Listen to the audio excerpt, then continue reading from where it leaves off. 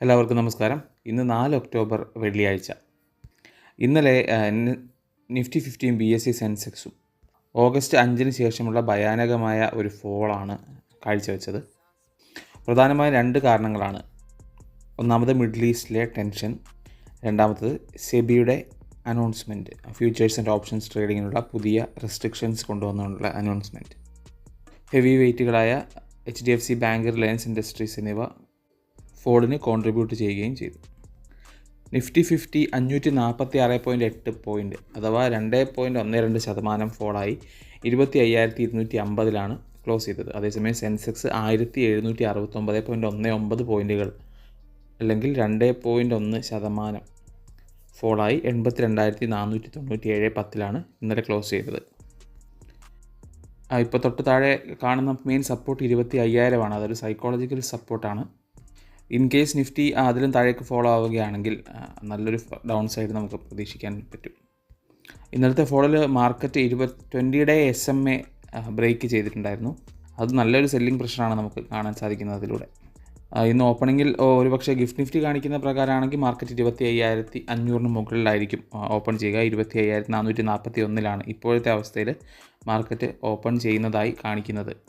ഈ ഫോളിനെ തുടർന്ന് India Vicks ഇന്നലെ 9.86% ഉയരുകയും 13.17 സെറ്റിൽ ചെയ്യുകയും ചെയ്തു. ബാങ്ക് നിഫ്റ്റിയുടെ അവസ്ഥയും സ്ഥിതി വിഭിന്നമല്ല. നെഗറ്റീവ് നോട്ടോടെ ഓപ്പൺ ചെയ്യുകയും ഫുൾ ഡേ അണ്ടർ പ്രഷറിലായിരുന്നു ബാങ്ക് നിഫ്റ്റി. ബാങ്ക് നിഫ്റ്റിയുടെ സപ്പോർട്ട് 50,990 അടുത്തതായി FII DII ഡാറ്റ നോക്കുമ്പോൾ overseas investors highest single day selling ആണ്. 2024 ഹയസ്റ്റ് സിംഗിൾ ഡേ സെല്ലിംഗ് ആണ് ഇന്നലെ നടത്തിയത്. അതേസമയം വിപരീതമായി ഡൊമസ്റ്റിക് ഇൻവെസ്റ്റേഴ്സ് റെക്കോർഡ് ബൈയിങ് ആണ് ഇന്നലെ കാഴ്ചവെച്ചത്. FIIs 15,243 കോടിക്ക് ഇന്നലെ ഒറ്റ ദിവസം സെല്ല് ചെയ്യുകയും DIIs 12,913.96 കോടിക്ക് ബൈ ചെയ്തുകൊണ്ട് മാർക്കറ്റിനെ സപ്പോർട്ട് ചെയ്യുകയും ചെയ്തു.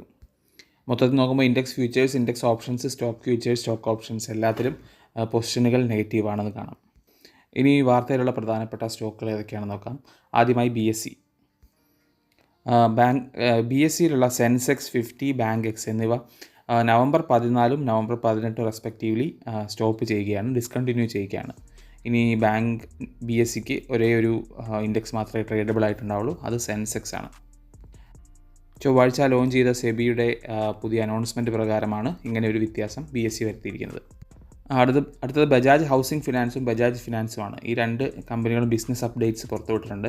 ബജാജ് ഹൗസിംഗ് ഫിനാൻസിൻ്റെ AUM 26, AUM എന്ന് വെച്ചാൽ asset under management 26% year on year surge ചെയ്തിട്ടുണ്ട്. അതേസമയം ബജാജ് ഫിനാൻസിൻ്റെ AUM 29% സർജ് ചെയ്തതായിട്ടും കാണാൻ പറ്റും.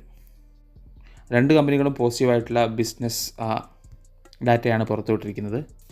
അടുത്തത് മഹീന്ദ്ര ആൻഡ് മഹീന്ദ്ര സിയോ 4-wheel SCV എന്ന വെഹിക്കിൾ ലോഞ്ച് ചെയ്തിട്ടുണ്ട്.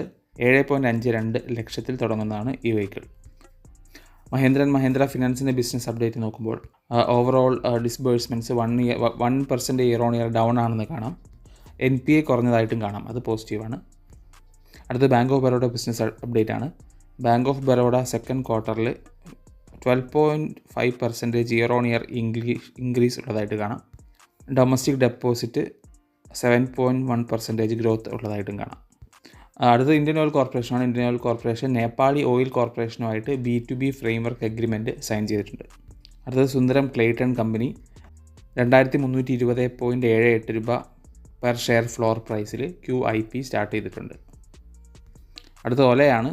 ഓല boss biggest Ola season sale start ചെയ്തിട്ടുണ്ട്.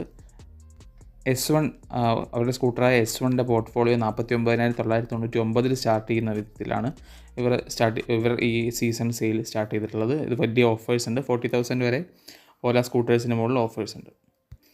അടുത്തത് അവന്യൂ സൂപ്പർ മാർക്കറ്റ് കമ്പനിയാണ്. അവന്യൂ സൂപ്പർ മാർക്കറ്റ് 14% റവന്യൂവിൽ ഇൻക്രീസ് ഉള്ളതായിട്ട് കാണിച്ചിട്ടുണ്ട്.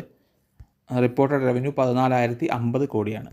അടുത്തത് CESC ആണ്. CESC ബോജ്രാജ് റിന്യൂവബിൾസുമായിട്ടൊരു 150 മെഗാവാട്ട് സോളാർ പ്രൊജക്ട് പ്ലാന്റെയും ഒരു 300 മെഗാവാട്ട് വിൻഡ് പ്രൊജക്റ്റിൻ്റെയും എഗ്രിമെൻറ്റ് സൈൻ ചെയ്തിട്ടുണ്ട്. ഓവറോൾ നോക്കുമ്പോൾ ബാങ്കുകളുടെ ബിസിനസ് അപ്ഡേറ്റ്സ് പോസിറ്റീവായിട്ട് കാണാം. ഡെപ്പോസിറ്റ് കൂടിയതായിട്ട് കാണാം, NPA കുറഞ്ഞതായിട്ട് കാണാം. അങ്ങനെ ബാങ്കുകൾ പതുക്കെ വീണ്ടും പോസിറ്റിവിറ്റിയിലോട്ട് വരുന്നതായിട്ട് നമുക്ക് കാണാവുന്നതാണ്. ഇൻ്റർനാഷണൽ ന്യൂസ് നമ്മൾ നോക്കുമ്പോൾ നമുക്ക് കാണാവുന്ന ഏഷ്യൻ സ്റ്റോക്സ് വലിയ ഫ്ലക്ച്വേഷനിലാണ്. അതേസമയം ക്രൂഡ് ഓയിൽ സ്പൈക്ക് ചെയ്യുന്നു. ഇതിനെല്ലാം കാരണം വെസ്റ്റ് ഏഷ്യയിലെ കോൺഫ്ലിക്റ്റ് ആണ്. US ജോബ്സ് ഡാറ്റ ഫ്രൈഡേ ആണ് റിലീസ് ചെയ്യുന്നത്, ഇന്നാണ്.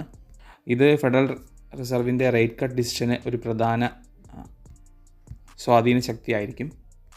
ജപ്പാൻ ബെഞ്ച് മാർക്കായ നിക്കേ 225 119.38 പോയിൻറ്റ് പോസിറ്റീവായിരുന്നു. അതേസമയം ഓസ്ട്രേലിയയുടെ S&P ASX 90 പോയിൻറ്റ് ഡൗൺ ആയിരുന്നു. ചൈനീസ് സ്റ്റോക്ക് മാർക്കറ്റ് ക്ലോസ്ഡ് ആണ്. അവരുടെ ഗോൾഡൻ വീക്ക് ഫെസ്റ്റിവൽസ് നടക്കുകയാണ്. പ്രധാനപ്പെട്ട ഇൻ്റർനാഷണൽ ഡാറ്റകൾ പുറത്തു വരുന്നത് S&P ഗ്ലോബൽ PMI ഫിഗേഴ്സ് ഹോങ്കോങ്ങിൻ്റെയും ഇൻഫ്ലേഷൻ ഫിലിപ്പൈൻസിൻ്റെയും റീറ്റെയിൽ സെയിൽസ് സിംഗപ്പൂരിലുള്ളതായിരിക്കും പ്രധാനപ്പെട്ട ഡാറ്റകൾ പുറത്തു വരാനുള്ളത്. മിഡിൽ ഈസ്റ്റിലെ ടെൻഷൻ അധികം താമസിയാതെ തന്നെ താഴോട്ട് വരുമെന്ന് നമുക്ക് പ്രതീക്ഷിക്കാം. എല്ലാവർക്കും നല്ലൊരു ട്രേഡിംഗ് ദിവസം ആശംസിക്കുന്നു.